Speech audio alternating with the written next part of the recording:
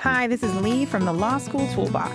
Welcome back. This episode is the fourth and final part of our Legal Writing Makeover series. Our goal in this series is to transform a poorly written piece of legal writing into a legal writing A+, one section of IRAC at a time.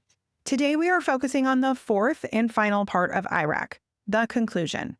So let's recap our situation one last time. You are responding to a short answer question on an exam that asks whether there is an enforceable contract against the buyer. The facts indicate that the buyer and seller agreed via phone that the seller would sell the buyer a boat for $400,000. However, after this phone conversation, the buyer sent a signed letter to the seller stating, "I have run into some financial difficulty and will not be able to honor our agreement to buy your boat for $400,000. The seller now wishes to enforce the contract against the buyer. The prompt asks, is there an enforceable contract against the buyer for the sale of the boat? Let's also recap the response to this question that could use a makeover. The response states, the issue is whether there is a contract for the sale of the boat. The formation of a contract requires a mutual assent, which involves both a valid offer and acceptance, consideration or a bargain for exchange involved, and a lack of any defenses to the formation of said contract. The UCC Article 2 is the presiding contract law concerning any sale of movable goods. The UCC likewise has a statute of frauds provision, which requires that a contract concerning movable goods of over $500 be written on paper in writing.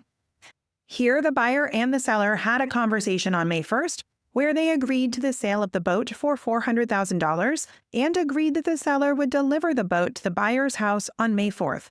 Which the buyer would then pay the purchase price. This agreement indicates a mutual assent and a consideration and has no defenses to formation. However, because the boat is a movable good over $500, therefore the statute of frauds requires the contract to be in a writing. The buyer signed a letter and mailed it to the seller indicating he did not want to buy the boat. This letter satisfies the statute of frauds requirement and would be an enforceable contract against the buyer. In the first episode of this series, we revised our issue statement to a statement that identifies the specific issue that we must determine to answer the question in the prompt. In episode 2, we added a preliminary mini IRAC regarding what law governs this contract and revised our rule statement.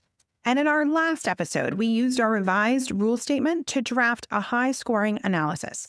In particular, we linked rule elements with the specific facts that establish each element using words such as because.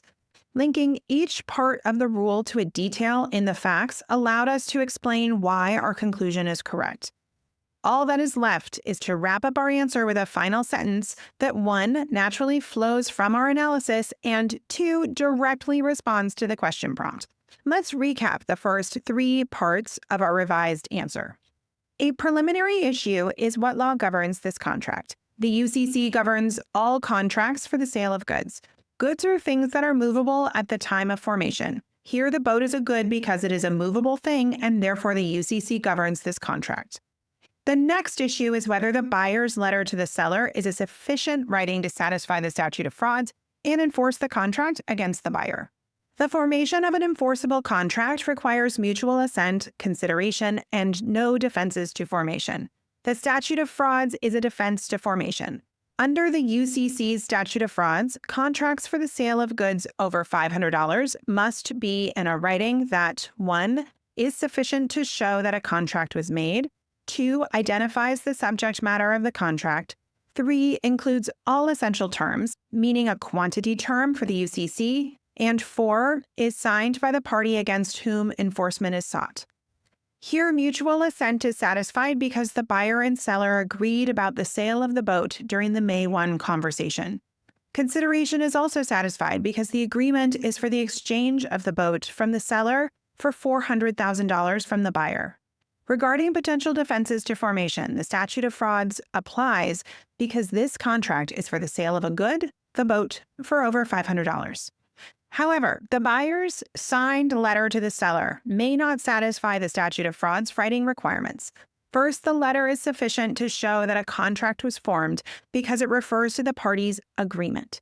The letter also identifies the subject matter of the contract as the agreement that the buyer would buy the boat for $400,000. Third, the letter contains the only essential term for a UCC contract, a quantity term, by referring to the seller's single boat. Fourth, the letter is signed by the party against whom enforcement is sought because the buyer signed the letter and the seller is now trying to enforce the contract against the buyer. Now let's add the cherry, a conclusion sentence. Remember, our conclusion must 1. Naturally flow from our analysis, and 2. Directly respond to the question prompt. Is there an enforceable contract against the buyer for the sale of the boat? Here's an example conclusion sentence. Therefore, there is an enforceable contract against the buyer for the sale of the boat because the buyer's letter satisfies the statute of frauds writing requirement. The first part of this sentence meets the second requirement by directly answering the question. The second part of this sentence relates this conclusion back to the major issue we discussed in our analysis. By doing so, this conclusion allows the grader to easily see that we correctly answered the question and logically follow how we got there. A great last impression. And that wraps up our 4-part legal writing makeover series. Thank you so much for watching, and be sure to like, subscribe, and leave us a comment if you have any questions. To learn more, check out lawschooltoolbox.com.